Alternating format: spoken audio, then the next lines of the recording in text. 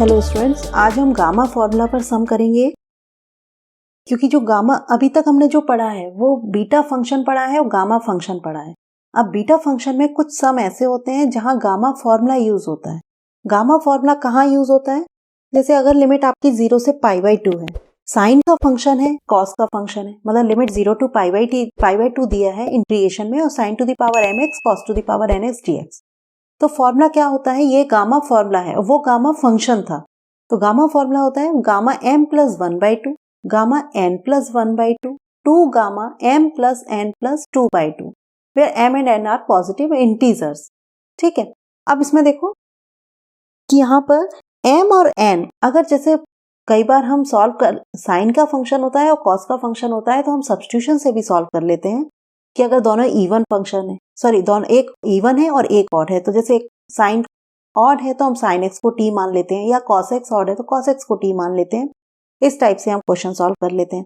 लेकिन यहाँ पर क्या है कि अगर आपके पास दोनों इवन है पावर, तो उसको हम गामा फॉर्मूले से इजीली सॉल्व कर सकते हैं बिना सब्स्टिट्यूशन के।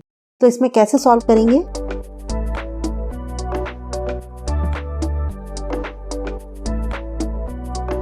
क्या लिखेंगे? बाय गामा फॉर्मूला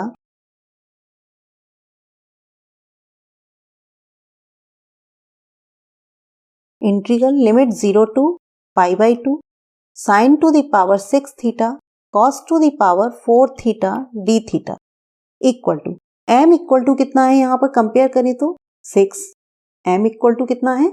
6 है, और n इक्वल टू कितना है? 4 है। तो क्या हो जाएगा?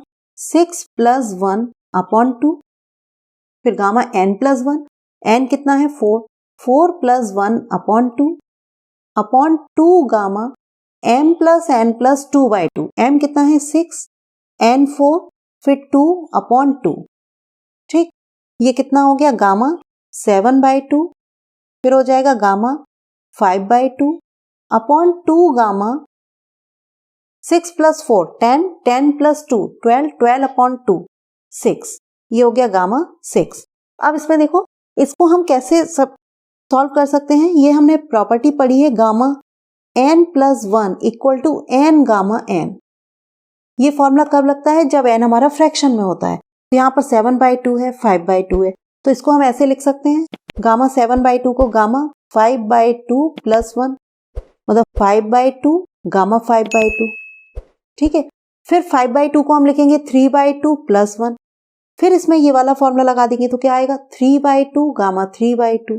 ठीक, फिर 3/2 को हम क्या लिखेंगे? 1/2 प्लस 1। तो इस टाइप से हम फॉर्मूला लगाते जाएंगे। लेकिन अगर हम एक ही लाइन में इसको सॉल्व करना चाहें तो कैसे कर सकते हैं कि 7/2 माइनस 1 कितना आएगा? 5/2, 5/2 माइनस 1 कितना होगा? 3/2, 3/2 कितना माइनस 1 कितना होगा? 1/2। मतलब तब तक करते जाना है जब तक 1/2 ना आ जाए। तो हमने 7/2 माइनस 1 5/2, 5/2 माइनस 1 3/2, 3/2 माइनस 1 1/2। जैसे ही 1/2 आए रूट पाई लिख देना है, क्योंकि जब 1/2 आएगा, जैसे गामा 3/2 को हम करेंगे तो 3/2 का क्या होगा? 1 प्लस 1/2। तो इसमें क्या आएगा? n प्लस 1 का n गामा n, मतलब 1/2 गामा 1/2।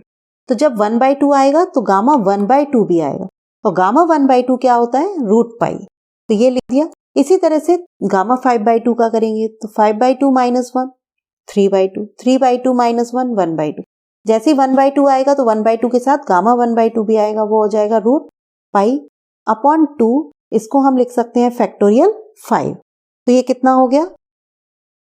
देखो 5 3 are 15, 15 3 are 45, 45 पाई अपॉन में कितना हो जाएगा? 2 2 are 4, 4 2 are 8, 8 2 are 16, 16 2 are 32, 32 into 1 upon 2 into ये हो जाएगा 120। फैक्टोरियल 5 कितना होता है? 120।